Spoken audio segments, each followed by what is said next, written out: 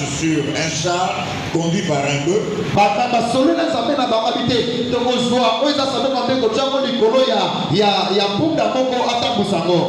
Et la vache va conduire l'arche dans une direction. Et un jour, les Israélites verront un char atterri sur un bœuf amener l'arche de l'alliance.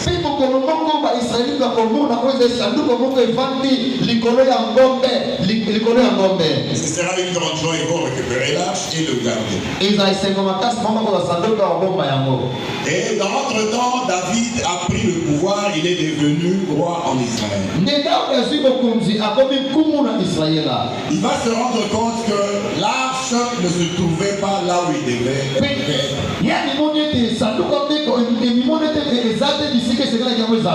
C'est comme ça qu'il va prendre des dispositions pour aller récupérer l'arche là où elle se trouvait.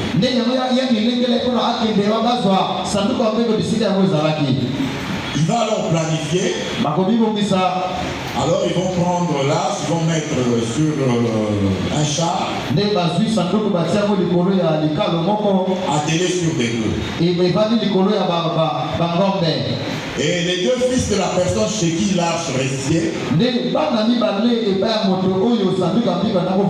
dont l'un s'appelait Uza, ils vont se mettre à accompagner l'arche.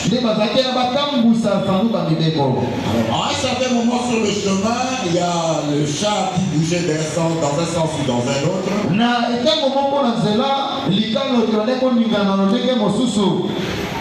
L'un des fils de ce monsieur aura l'impression que l'arche veut tomber.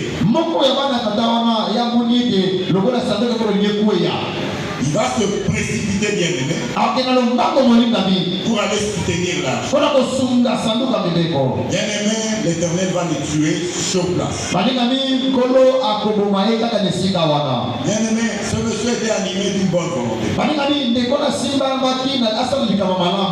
Mais l'arche de l'Éternel, ce n'est pas n'importe quoi. C'est la représentation de la présence de Dieu.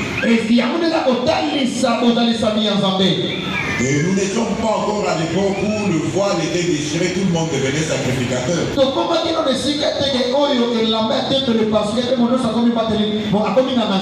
L'arche ne pouvait être transportée que par les membres de la famille de la tribu de Lévi.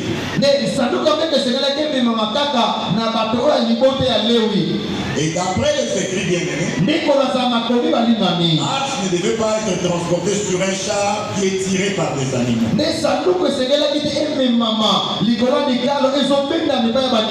L'arche devait être transportée sur les épaules des membres de la tribu de Lévi.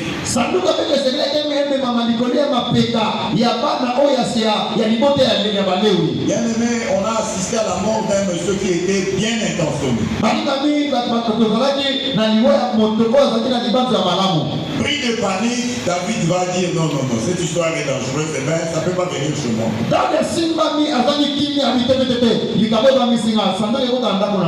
Il va aller déposer l'arche dans la maison d'Obed-Edom.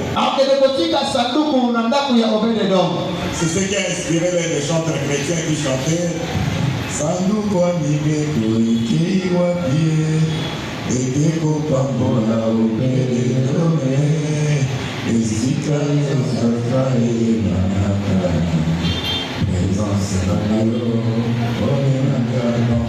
On a amené cette arche chez Obed-Edom. Dans l'intention de s'en débarrasser. Parce que l'arche a tué quelqu'un. Qui s'est approché dans le sens du bien, mais l'arche a tué quelqu'un. Bien aimé, la Bible dit que l'arche est restée chez Obed-Edom pendant 3 mois. Tout a germé dans la maison de Obed-Edom. Il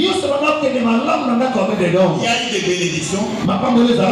Les enfants, la femme, les champs, le bétail de Obed-Edom, tout en tout cas était béni.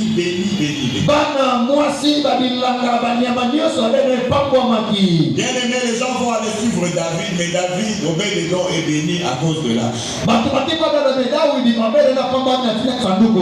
David va se préparer cette fois-là comme il faut.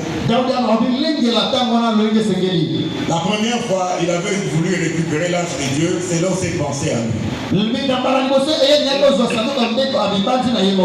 Et la deuxième fois, il s'est arrangé pour se conformer aux Écritures. Alléluia. Amen. Il s'est conformé aux Écritures, il a voulu ramener l'arche selon ce que les Écritures disent.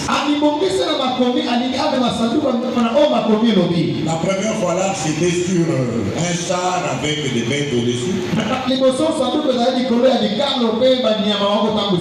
Cette fois-là, il avait pris des dispositions pour que ce soit des sacrificateurs qui puissent transporter.